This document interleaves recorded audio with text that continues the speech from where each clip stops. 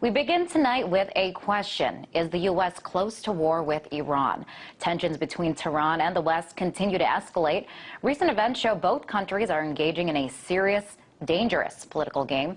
Just this past weekend, Iran claims to have shot down a U.S. drone flying over the country. On the same day, explosions outside the British embassy in Bahrain.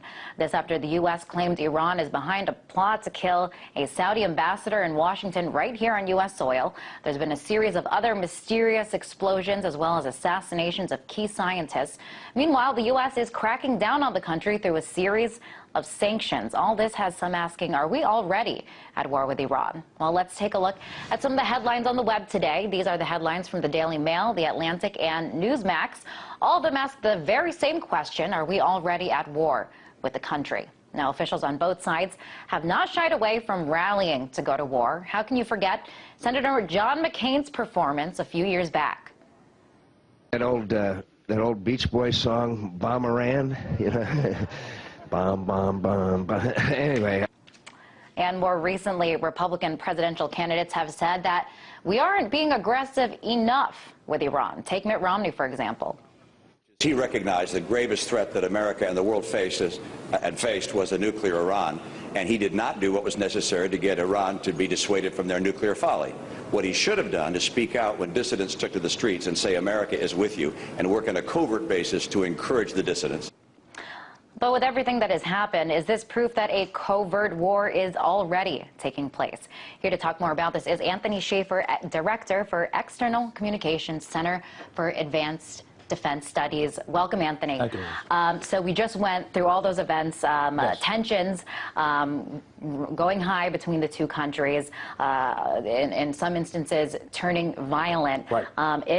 Are we already in a covert war with Iran? Well, I think it's pretty clear that these are no accidents. To quote the line from Jaws, this is no boating accident.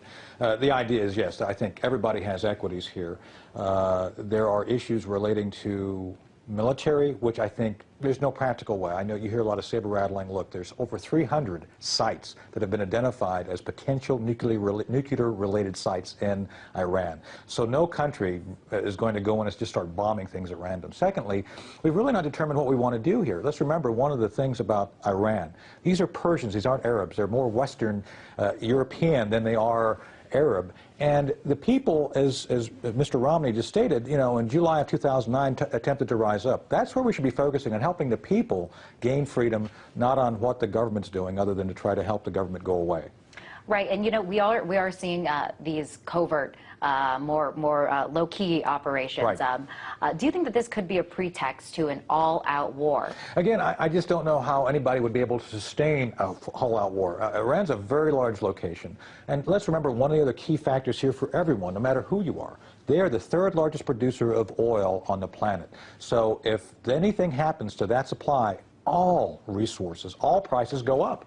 So anybody who's considering military action, I don't think fully understands the secondary and tertiary effects of a military action and how bad that would be for everybody. So we really aren't in a position, either because of the drawdowns of forces from Afghanistan and Iraq, or the practical application of force being that you would lose at least or disrupt 1/3 of the oil supplies to the planet. I just don't think there's any way we can do it militarily at this point in time. And even if it's not feasible or not practical, why then are we seeing this language and this push on both sides? It seems like we are heading in that direction. We're a nonpartisan think tank. We don't take the right or left. And one of the things that I think you're seeing here is one side, the Republicans, essentially taking up this Republican Party line. I'm a conservative, but frankly, the idea here is that they're not thinking this through.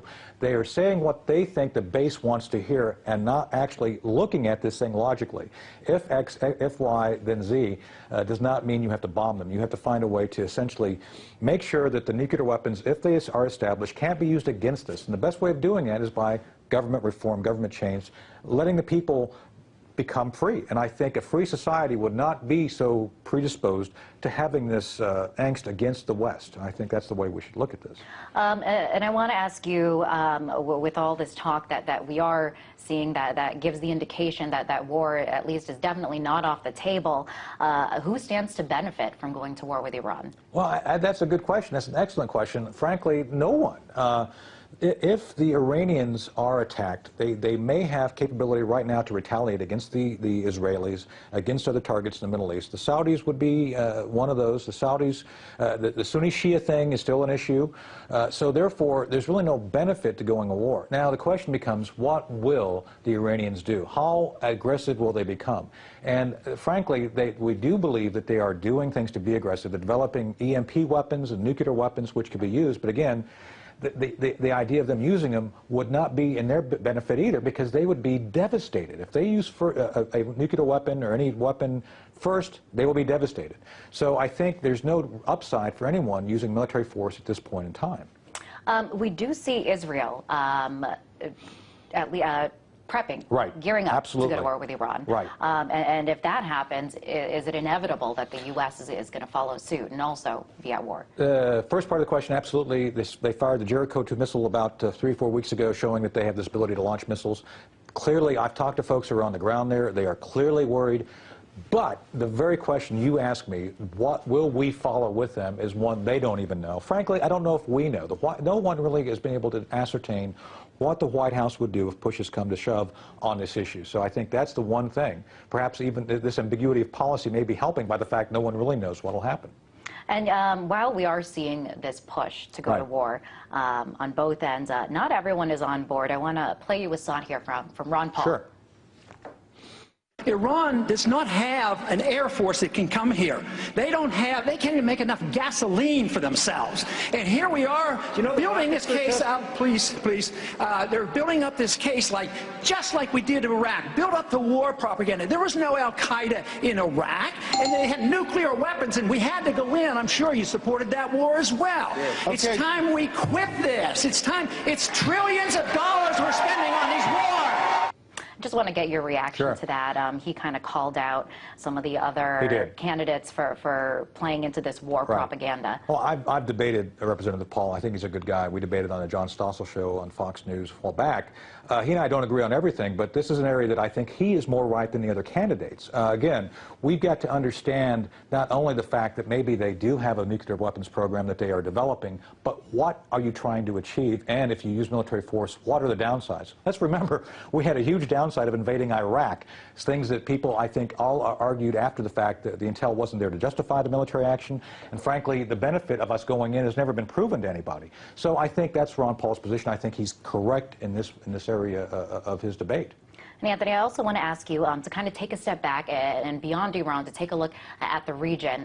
Tension is mounting not only with Iran and Afghanistan and Pakistan, especially after the U.S. accidentally killed 24 Pakistanis.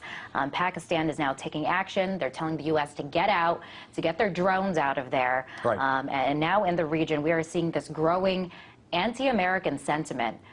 What is behind this? Well, it's hard for us to be both daddy warbucks and the bad guy in Pakistan, but that's what we are. We're the one paying the bill at the same time we're being derided for what we're doing. And just right here, earlier today, it turns out that there was a firearm exchange of gunfire in Kashmir between the Indians and Pakistanis. This is the issue we continue to not understand. The Indians are the real issue with Pakistanis. So we've got to figure out how to deal with that realistically and get us out from being in the middle of this whole conflict. We're the issue right now. Frankly, those are the things we need to look at, which are larger. Last question. Back on Iran. How imminent do you think war is with all this that we're seeing? Are we talking weeks, days? I don't think anything's going to happen this month. I think that the Israelis are on a timeline. They're of their own timeline. And I think if anything's going to happen, it'll be late January, early February at the soonest. But the concern is obviously, will they be able to mate a nuclear weapon to a missile? That's the big piece that we're looking for now. As soon as the Israelis think that may happen, I think they may take action. Scary stuff. Anthony, thank you so much for weighing in on this. That was Anthony Schaefer, Director for External Communications, Center for Advanced Defense Studies.